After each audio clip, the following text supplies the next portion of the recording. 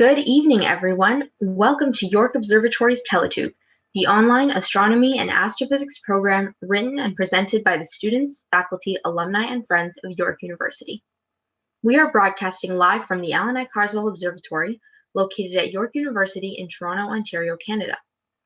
TeleTube broadcasts every Wednesday night at 7:30 p.m. local Toronto time.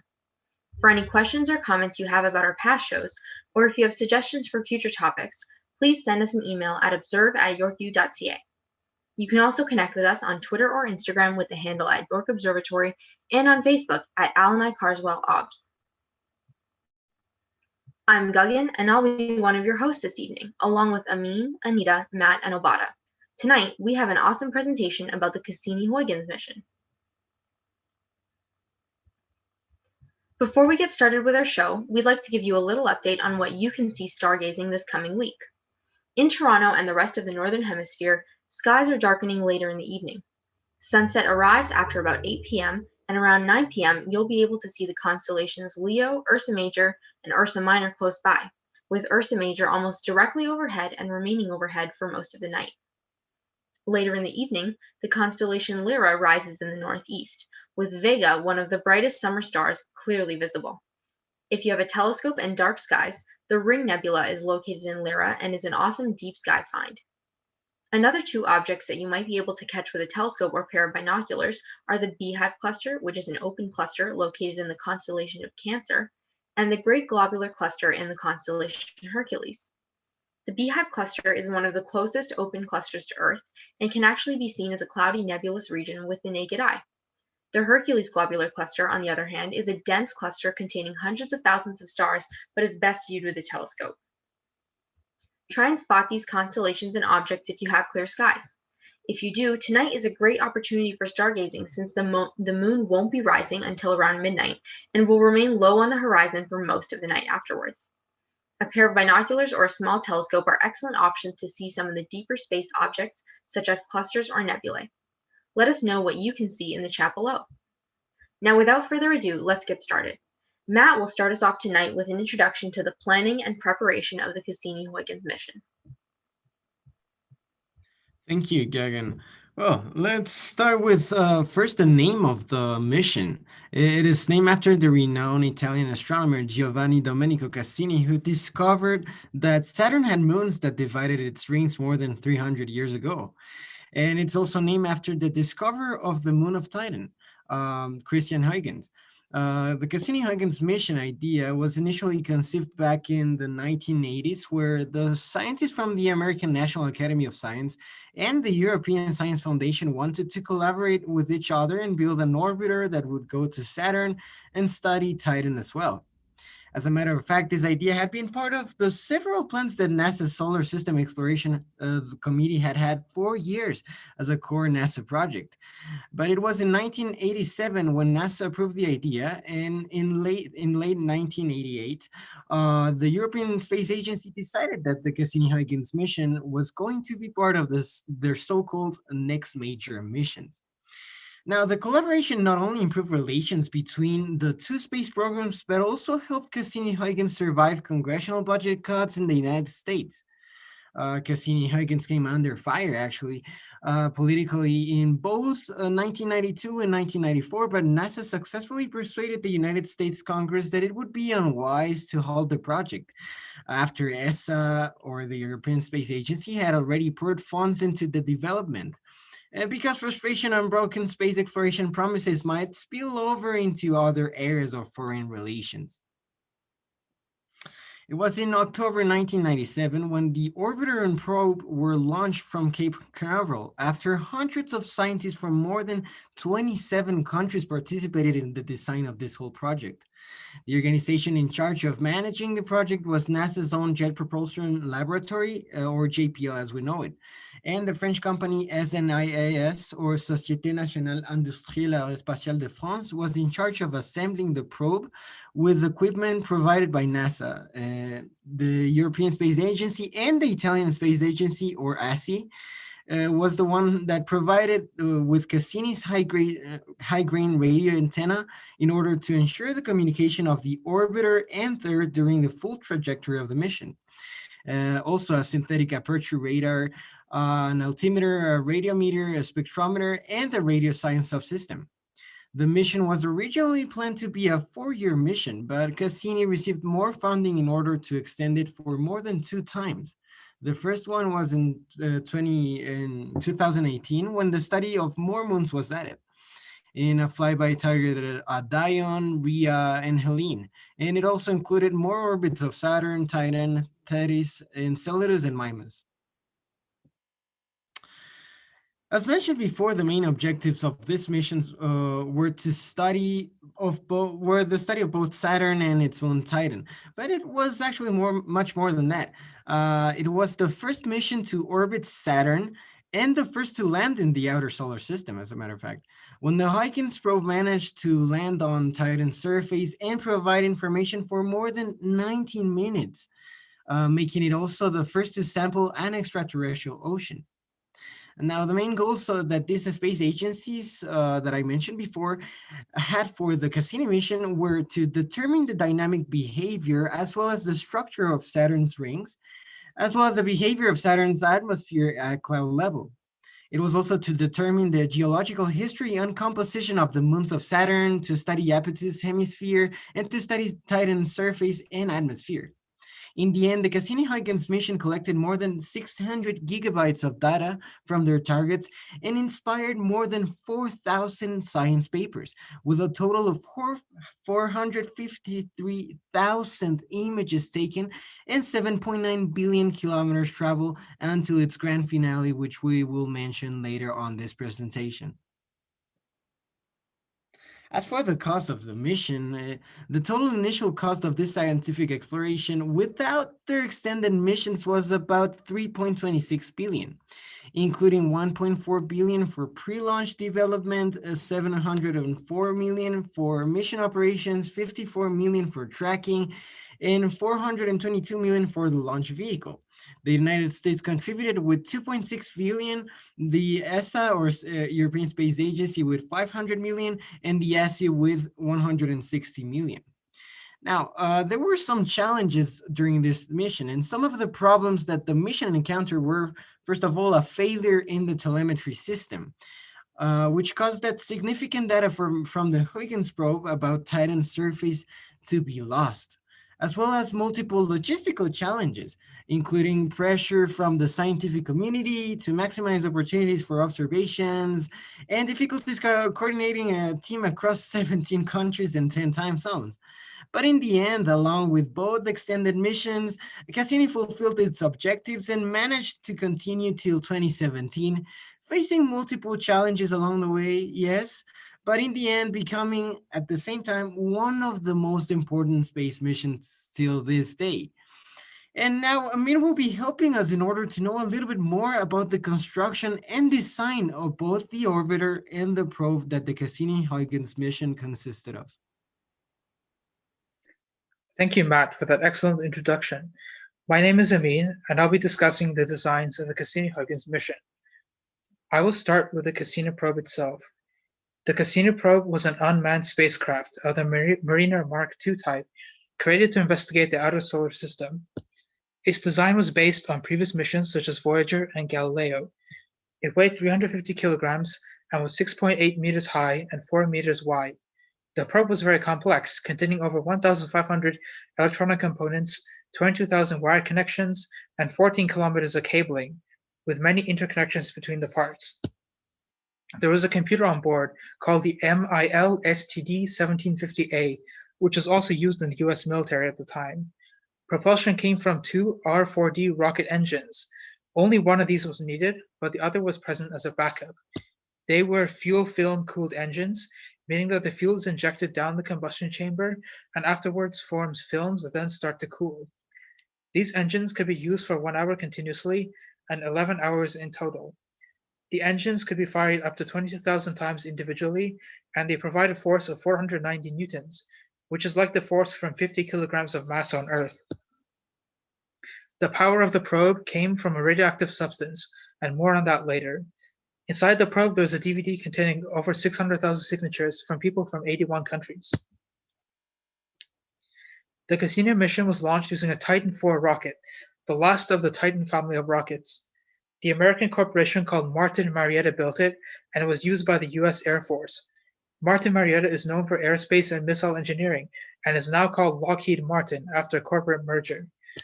The rocket weighed almost 1 million kilograms and was over 50 meters tall and 3 meters wide. It had two Hercules SRMU booster engines, which provided a thrust of over 15 meganewtons, over 140 seconds of total burn time.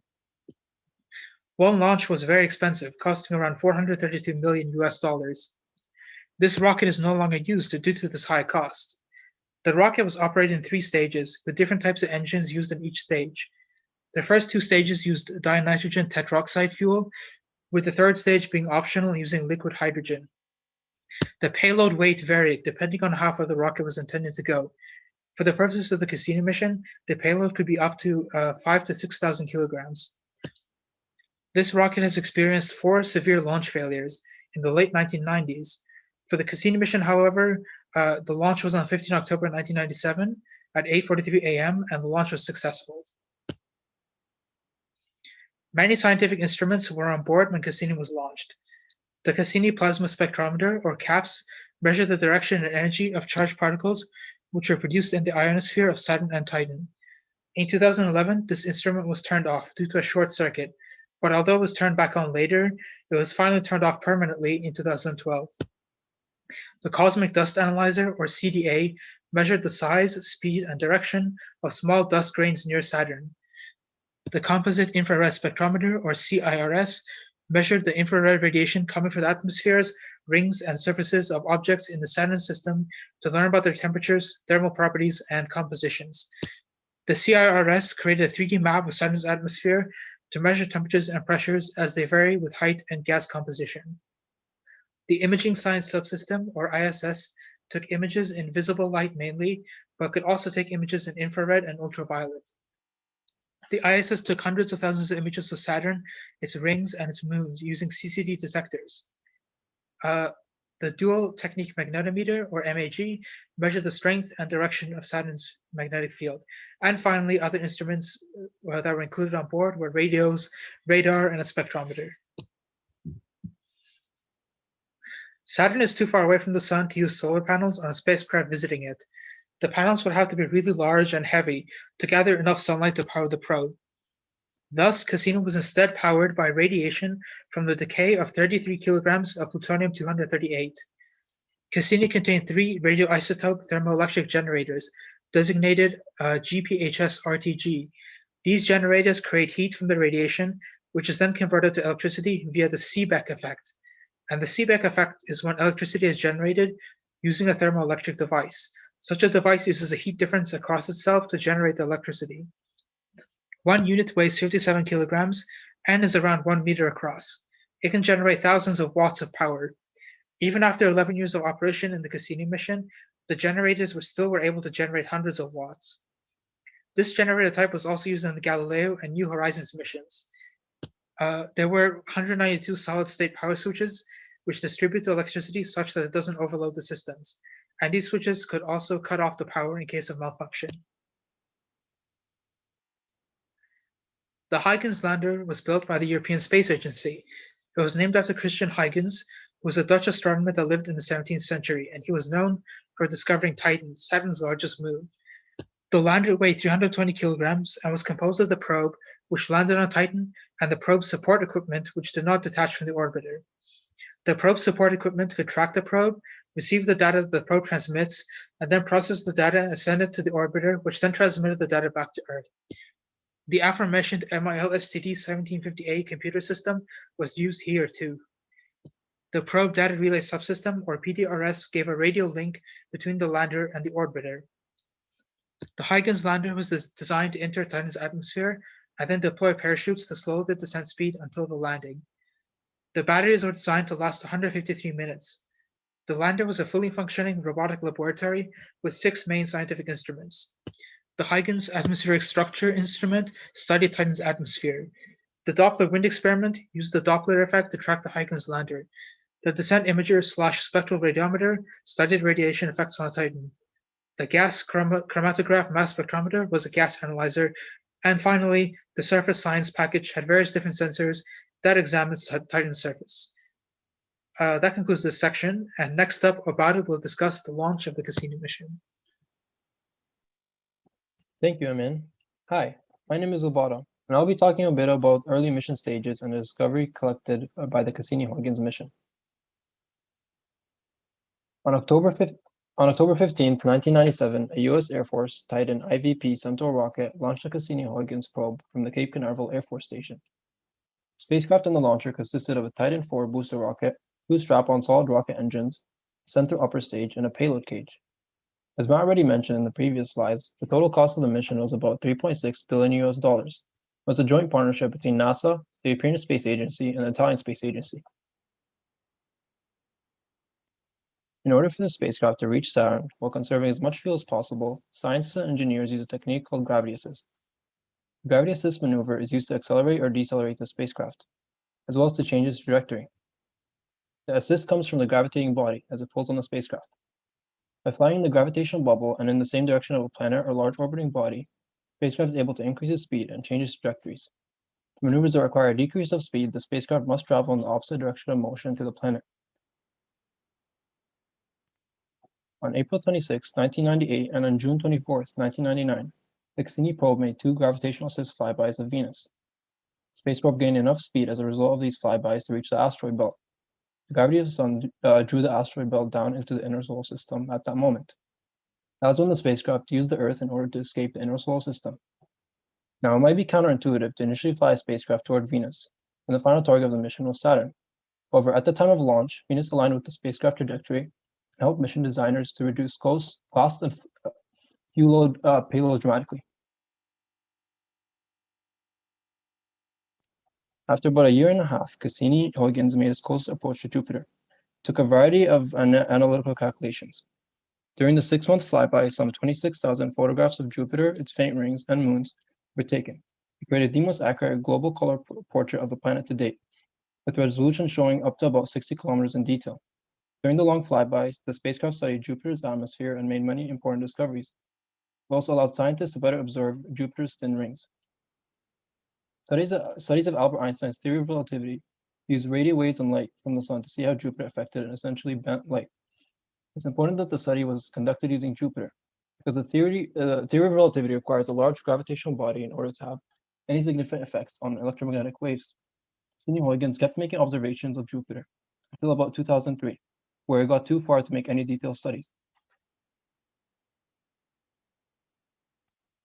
During the orbit of Saturn, Cassini was able to make very important observations and discoveries of Saturn, its rings, and its moons. Cassini discovered a deflection of the local magnetic field during the first 2 close flybys of the Moon Enceladus in 2005, which was due to the presence of a thin but significant atmosphere. Other samples taken at the time indicate that the atmosphere was primarily made up of ionized water vapor. It also found that the ice geysers were expelling particles and adding to Saturn's rings. The studies of Saturn itself found evidence of hurricanes similar to the ones on Earth. Overall, scientists were able to deduce many revelations and were successful in their findings. Cassini used a spring and spiral system to detach the Huygens probe on December 25, 2004, with the intention of rotating it for greater stability. On January 14, 2005, it entered Titan's atmosphere and crashed on a stable ground following a 2.5-hour descent. While Cassini successfully relayed 350 images of Huygens' descent and landing, a software error prevented one of Cassini's receiver from turning on, resulting in a loss of another 355 images. NASA also equipped Huygens with 3 parachutes to ensure a safe landing. During the descent, landing, and the time spent on the surface, Huygens made some very interesting and amazing discoveries, which Anita will talk about in the next section. Thank you, Obada. So, as you may know, Titan is the largest moon of Saturn, and it is the 2nd largest moon in our solar system. This moon has a very dense atmosphere, and it is the only place other than Earth that has liquids on its surface in the form of rivers, lakes, and seas. The discovery of Titan's lakes was done by NASA's Cassini spacecraft. This spacecraft had a radar instrument. Well, actually, a radar works like a flash camera. It carries its own light and it can pass through a thick atmosphere. In the case of this mission, radio waves that were sent by Cassini's radar instrument could pass through the atmosphere and bounce off of Titan's surface. Then, by recording slight differences in the signal's arrival time and wavelength back at the spacecraft, pictures of Titan's surface were made. In the created black and white images, rough surfaces appeared bright and smooth surfaces appeared dark. Scientists believe that Titan's clouds drop methane and ethane rain into rivers, which leads to the gathering of liquids in lakes. These deep lakes are mostly formed on plateaus, which suggests that they were created when the surrounding base of ice and solid organics chemically dissolved and collapsed. Also, because of the freezing temperature, methane and ethane lakes stabilize at the surface of this moon. Cassini's radar was used for radiometry, which is a set of techniques for measuring electromagnetic radiation that allows scientists to determine the temperature. In addition, the third mode of this radar was scattorometry, which allowed this instrument to see smoothness and roughness at a molecular scale. The closest flyby that Cassini spacecraft had was recorded on September 10, 2007. This flyby was about 1,640 kilometers from Iapetus, that is the third largest moon of Saturn. For a long time, scientists wanted to get more information about the dark and bright material on the surface of Iapetus. Cassini flyby determined the thermal segregation as a reason for the dark hemisphere of this moon.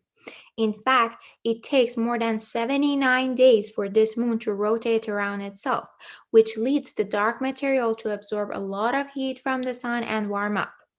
This heat will cause the validol or icy species within the dark material to evaporate and make the dark material even darker. Then these validols will retreat to colder regions, which makes them brighter. All right, so every Saturn year or every 30 Earth years, this planet experiences massive storms. In 2010, for example, the largest storm that was ever observed by Cassini mission happened across the northern hemisphere of Saturn. This supermassive storm was composed of water ice, ammonia ice, and a third component which scientists believe that it is probably ammonium hydrosulfide. Scientists realized that the nature of this storm was like an earth storm, which is a combination of air and water vapor that is pushed high into the atmosphere. However, Great Northern Storm on Saturn with a vertical wind speed of 500 km per hour was about 10 to 20 times taller than a storm on Earth, and it covered a very, very big area. This storm lasted for months, but it affected the clouds, temperature, and composition of the atmosphere of Saturn for more than 3 years. So here you can see the pattern of this storm on the right side of the screen. And as you can see, it is very chaotic. Also, the left image was taken about like 12 weeks after the storm began. As Matt mentioned, Cassini's spacecraft received 2 extensions during its mission.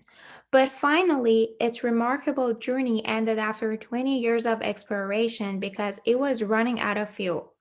Cassini explored the 2,000-kilometer gap between Saturn and its ring, which had never been done before by any other spacecraft. During its mission, Cassini provided a detailed map of Saturn's gravity and magnetic field. In addition to the amazing ultra-close images, this spacecraft allowed scientists to get more information about Saturn's rings and their origin. According to NASA, Cassini's particle detector sampled icy ring particles being funneled into the atmosphere by Saturn's magnetic field. In order to protect the moons of Saturn that might be life potential, On September 15, 2017, Cassini dived into Saturn's atmosphere while it was still sending new data to Earth in real time, and it dramatically burned up like a meteor in Saturn's sky.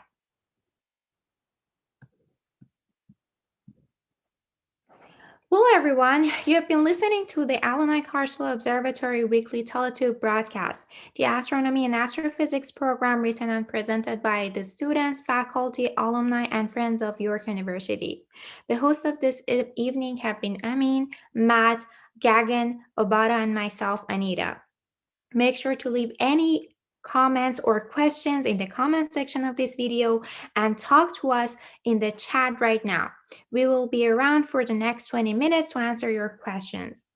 All of our programs are free, but if you would like to make donation or buy one of our astrophotography calendars, see our website at observatory.info.yorku.ca. You can always connect with us on Instagram and Twitter with the handle at York Observatory, as well as Facebook with the handle at Illinois Carswell Obs. And please check our website for content, show notes, contact information, and updates at observatory.info.yorku.ca. Thanks for tuning in, clear skies, and have a wonderful night.